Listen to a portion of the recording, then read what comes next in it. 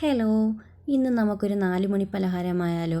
മുതിർന്നവർക്കും കുട്ടികൾക്കും ഒരേപോലെ ഇഷ്ടപ്പെടുന്ന ഒരു ബൗളിലേക്ക് 2 കപ്പ് അരിപ്പൊടി, നെയ്യ്, ആവശ്യത്തിന് ഉപ്പ്. ഇതൊന്ന് നല്ല ചൂടുവെള്ളത്തിൽ നമുക്ക് കുഴച്ചെടുക്കാം. ആവശ്യത്തിന് വെള്ളം ഒഴിച്ച് നല്ലപോലെ ഒന്ന് ഇളക്കിയെടുക്കാം. ചൂടാറിയതിന് ശേഷം നമുക്ക് കൈകൊണ്ട് തന്നെ മയപ്പെടുത്തിയെടുക്കാം. എന്നാലേ നമ്മളുടെ കുഴക്കട്ട ബോളാക്കുമ്പോൾ നല്ലപോലെ ഇരിക്കത്തുള്ളൂ. ഇനി അല്പം നെയ്യ് നമ്മുടെ കയ്യിൽ തൂക്കി കൊടുത്ത് ചെറിയ ചെറിയ ബോളുകളാക്കി നമുക്ക് ഓരോന്നോരോന്ന് മാറ്റി വെക്കാം. ഇത്രയും വലുപ്പത്തിൽ വേണം നമ്മൾ ഓരോ ബോളാക്കാൻ. ഇനി ഒരു പാത്രത്തിലേക്ക് നമുക്ക് അല്പം പാലെടുത്ത് ഒന്ന് ചൂടാക്കാം.